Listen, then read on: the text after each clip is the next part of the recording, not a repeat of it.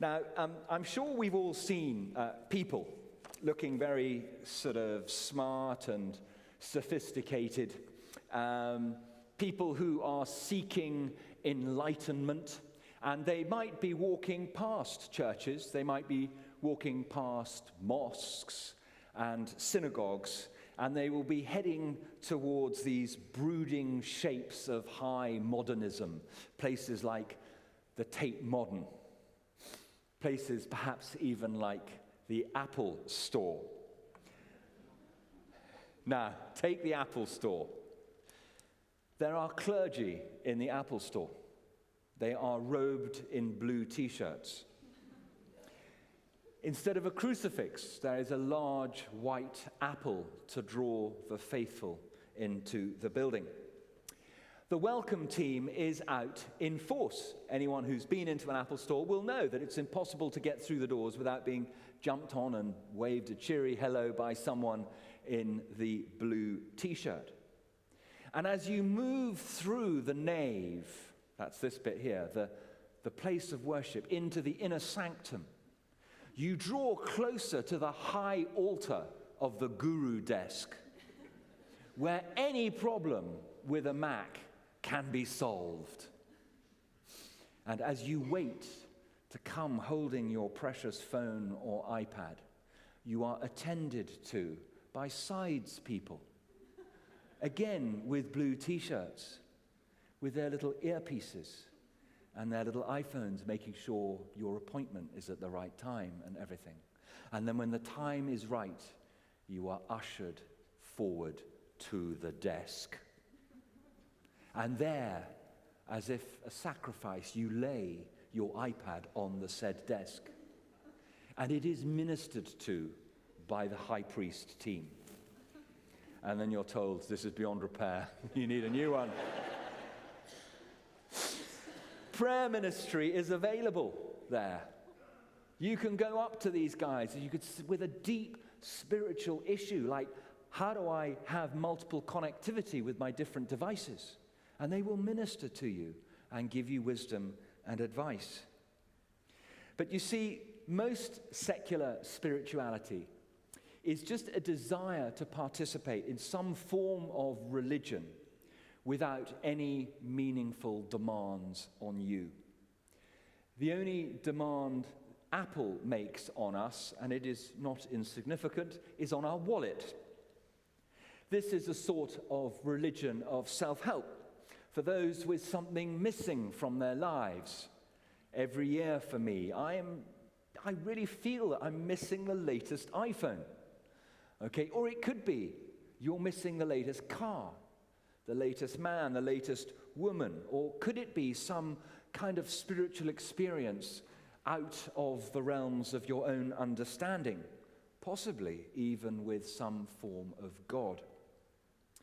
Now, for the Christians in the early church, spirituality, not that they would have called it spirituality, was simply about the death of the old person and the emergence of the new person modeled on Jesus Christ.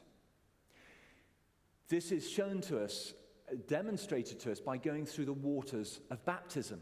There's this powerful imagery that I'm afraid we do lose when we baptize infants with sprinkling a bit of water over their foreheads. We lose the imagery of going through the waters of baptism. The full immersion. The word baptized comes from the Greek word baptizo, which literally means to be completely sunk without trace. Okay? It's going through that and then coming up out of the waters as a new creation. It wasn't something that one could just kind of dip in and out of like some New Age spirituality. It wasn't like some intriguing and unusual fashion accessory for the person who has nearly everything. It's not like, Madonna and her ilk are interested in Kabbalah, whatever that is. I need to go to stay with my mother-in-law again and read her back issues of OK and Hello and the Daily Mail to swat up on those kind of self-help religions. Then, back then, as today, going through the waters of baptism could demand your physical life. We always try and remember to pray for persecuted Christians around the world. Every day, Christians are martyred. More Christians are killed every day than any other religion. Following Jesus demands our very lives. So our spirituality is really important, and it has to be distinctive, or it's nothing more than some kind of well-meaning, tree-hugging, New Age, stargazing, crystal-touching, New Age rubbish. Now, they may be cool spiritual practices, and I'm sure there's endless websites about there which are really amazing, and it's really cool to be involved in all this kind of stuff. But when it comes to the deeper issues of life, image is nothing. Reality is everything. And this evening, we continue through our series called Jesus Raw and Unfiltered, which is a look through some of his really tough teaching from the Sermon on the Mount. And we come to a place where Jesus dealt with one of the deepest issues of all, spiritual image. And specifically, what it means to be spiritually authentic. Spiritually authentic. Now, Jesus teaches us by explaining what we are not to be like. Okay? If you have your Bible in front of you, it's on page 917, and we're looking at Matthew chapter 6, verses 1 to 6. Jesus says, "Be careful not to do your acts of righteousness before men." That's all the kind of, when he says acts of righteousness, it's all the kind of, I'm worshiping God kind of stuff.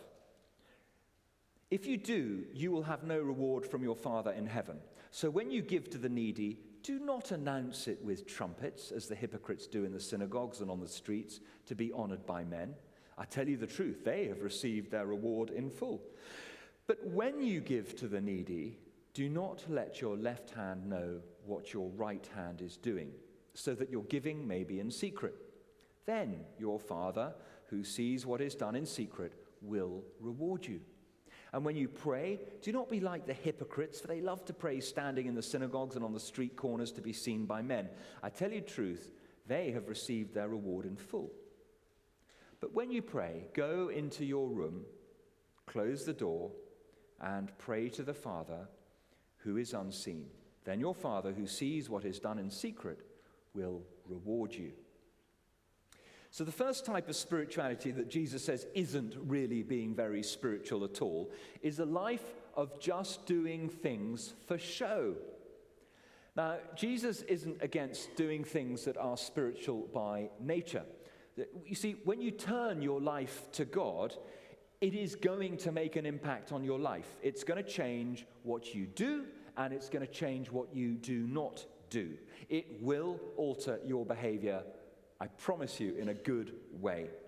Jesus said, when you give, when you pray, not if you give or if you pray. So giving and praying are expected. They're completely normal activities for Christians.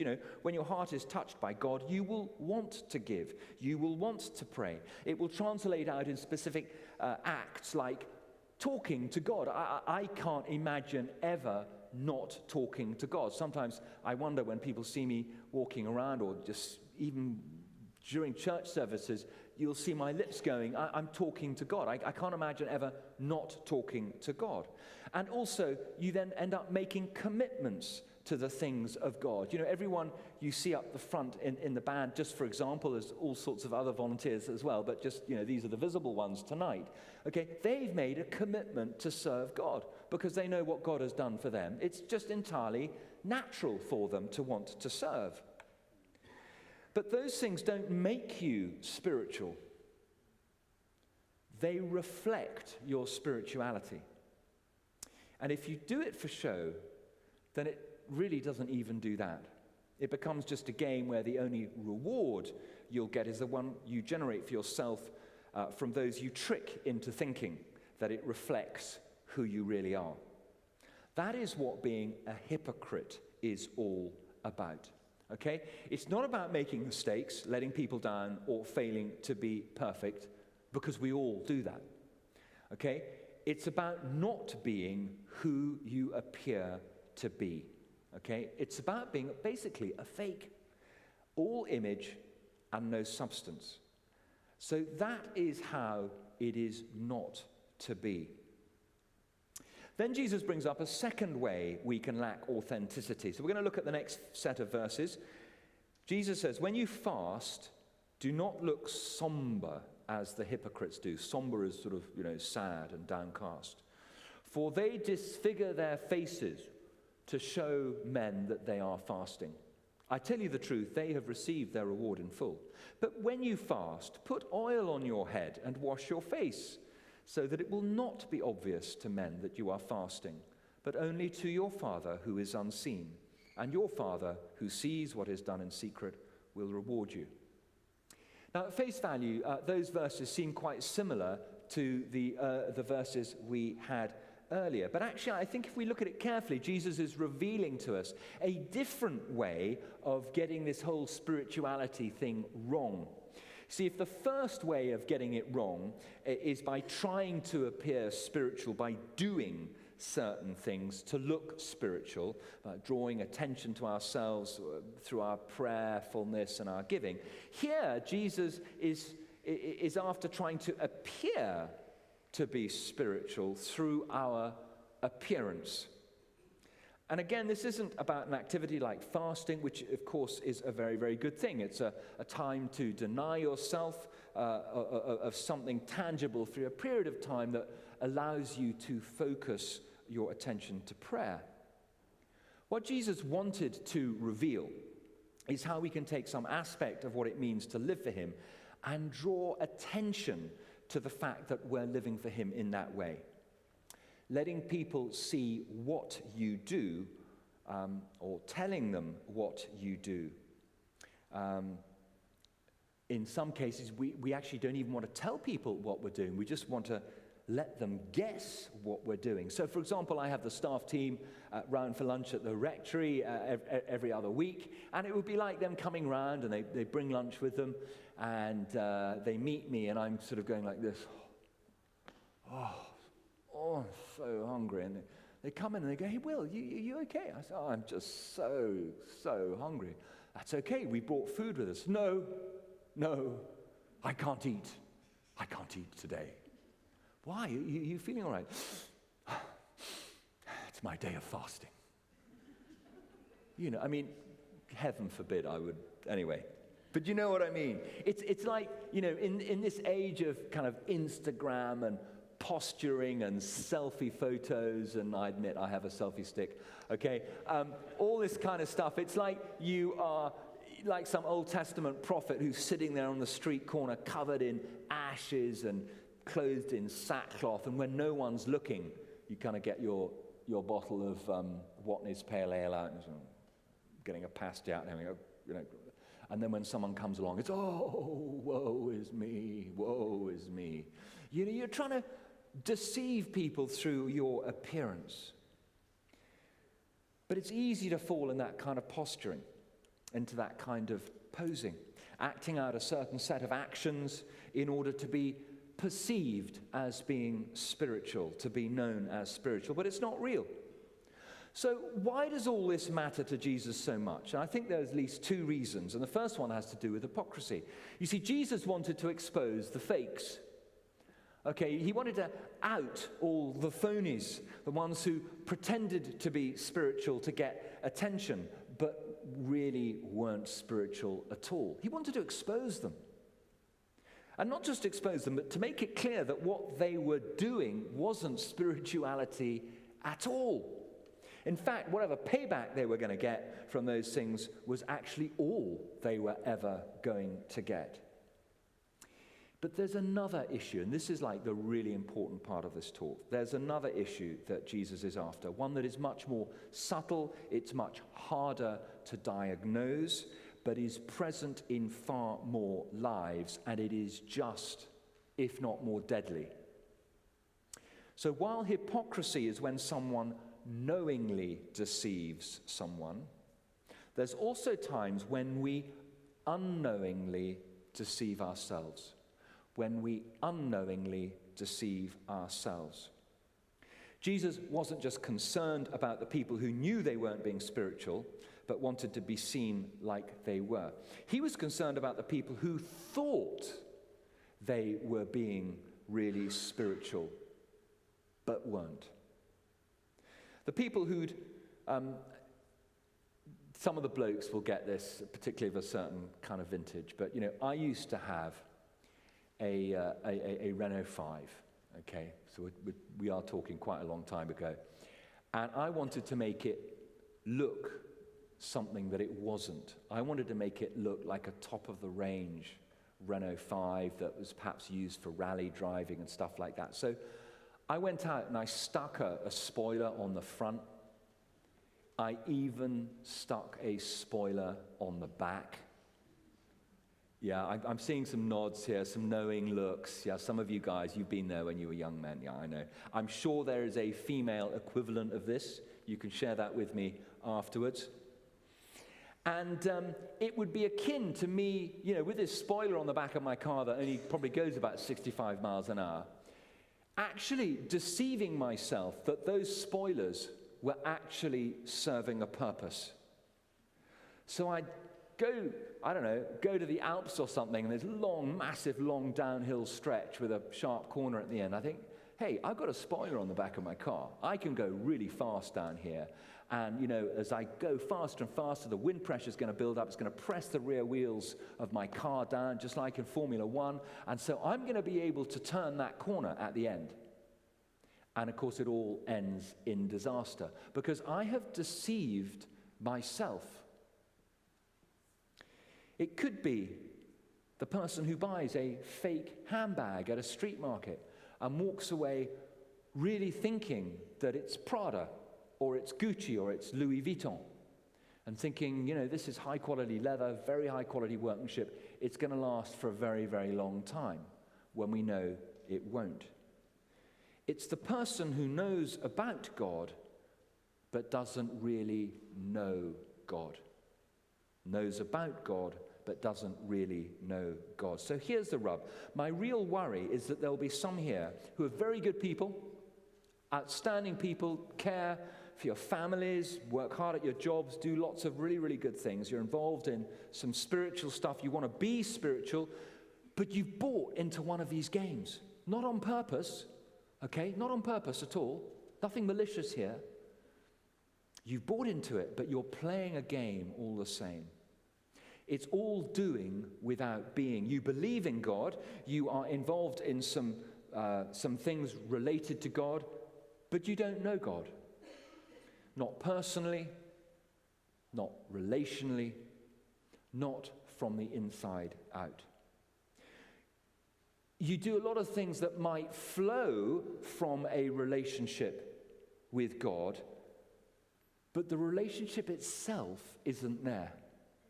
You've fallen into an inauthentic spirituality. And here's the rub. You don't even know it. You don't even know it. You're not a hypocrite. You're not doing all this on purpose. But you're not real either. You aren't trying to deceive others, but you have unwittingly deceived yourself. So to conclude, what is real spirituality? Because that's obviously where I need to finish. That, I hope, is the question on all of your hearts. So, what is real spirituality? It's not about others seeing you pray. It's whether you pray yourself, alone in private, because you can't imagine not talking to your Father in heaven. It's not about whether others see you give. It's whether you give freely, because you are awestruck about how much God has given you. And you can't imagine not wanting to repay that in some way, to see the kingdom of God grow. It's not about whether you fast or attend a church service. It's whether there really is a truly transforming presence in your life that has you more like Jesus today than last year. It's not about whether you see yourself as better than others. It's whether God looks on you and sees someone he knows. intimately. Because you are striving to know him better every day. Spirituality is first and foremost about a relationship, your relationship with God, one that has been afforded you through the life, death, and resurrection of Jesus Christ. And it's about where you stand in relation to that. It's been offered to all of us as a fact in time and place. Jesus came into the world 2,000 years ago. Fact, he died on the cross. Fact, he rose from the dead. Fact. But not just as a fact, but as a means by which we can have the deepest spiritual issues dealt with, namely the forgiveness of sins. Because you see, God is a holy God. It's kind of difficult to get your head around God. Jesus says, as you have seen me, you have seen the Father. But God is a holy God. You read about God, you can't get close to God because of the mess in your life. And what Jesus has done for us is he has come and he's taken all that mess and put it on himself. When he was hanging there on the cross, what he was doing is he was actually taking our place on the cross. Jesus never did anything wrong. You and I have all done wrong. It doesn't matter whether we've done a little bit of wrong or a lot of wrong. We have all, Paul writes, all have fallen short of the glory of God. And we can't get close to God without Jesus. And Jesus comes as a human and he dies for us on the cross. And there's a moment of cosmic significance, a cosmic exchange where all the sin, all the mess from every single human's lives down through history, through to the present and through to the future, all gets laid on his shoulders. And at that moment, because God is a holy God, he can't even look at his son for a moment longer. That is why Jesus cries out, my God, why have you forsaken me? That is the real pain Jesus felt on the cross. It wasn't the nails. It wasn't the spear in his side. It was being rejected by his Father at the moment that your sin and my sin was laid on his shoulders. Real spirituality is grasping that truth and living it out in our lives. It's about whether you yourself are in a personal, life-giving relationship with God through Jesus. It can only be through Jesus. Jesus is our mediator. That is what authentic spirituality is. And it's all yours to have, to experience, to change your life.